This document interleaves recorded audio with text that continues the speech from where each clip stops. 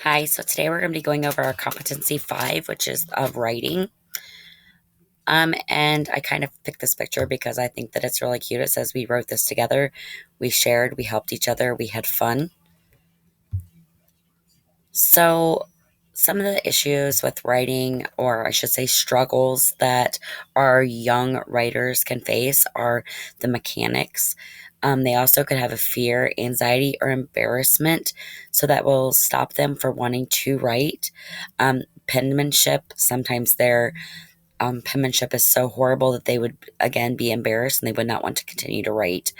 They also could have difficulty with spelling, difficulty with reading. So writing is very complex, and it's complex because it involves many skills. Some of the skills will be coming up with the ideas. What are we going to write about? Um, Problems with organizing, getting our thoughts together, ready to write down on paper, coming up with those right words, and also things such as punctuation. They may be really nervous about writing because they might not know their proper punctuation or even spelling. So, some key terms and some strategies I'm going to discuss are writing and comprehension and dysgraphia. And then the strategies will include raft, accommodations, modifications, and remediation. Those are just some of the ones that there's some more strategies we'll hit on as well. So, writing and comprehension, it is vital to teach writing from an early age. This is important as when we're trying to teach our children or our students to read. If a student struggles with reading, their writing is going to be even harder. And we need to teach our students to write formally instead of how we speak. Because sometimes the way we speak is difficult to actually put into words.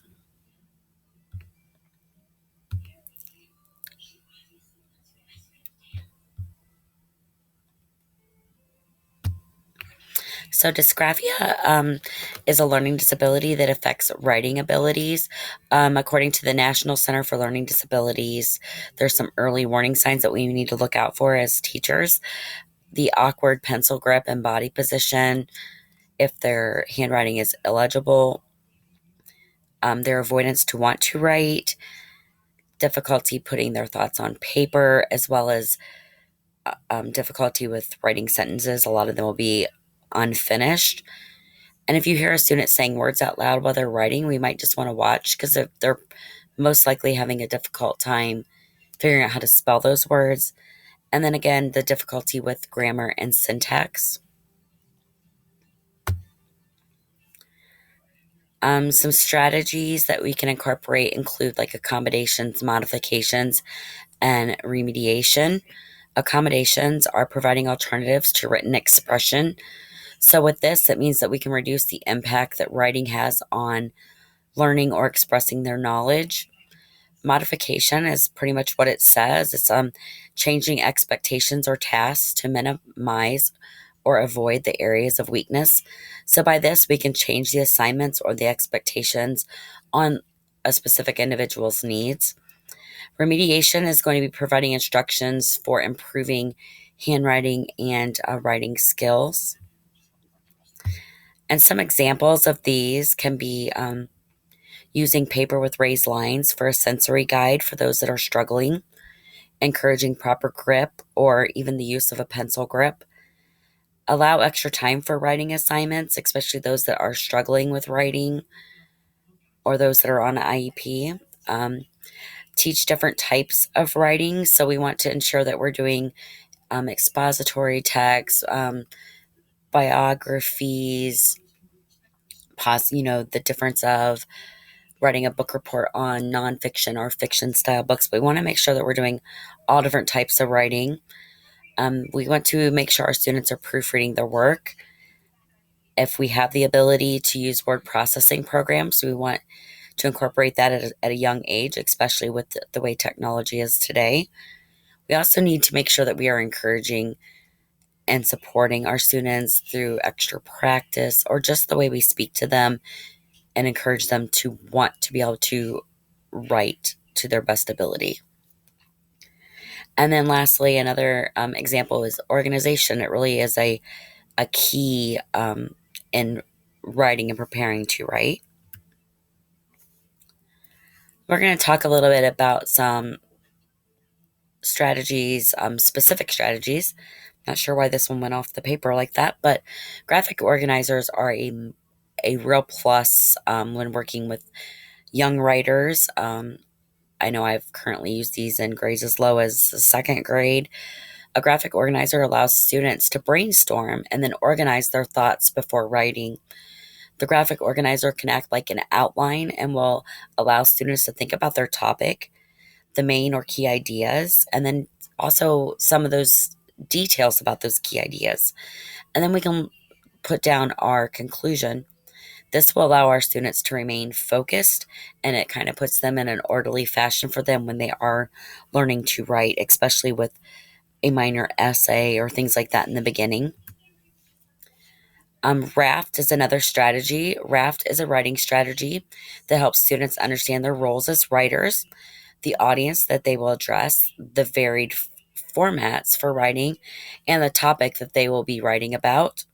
This strategy encourages creativity and allows them to practice writing for different audiences.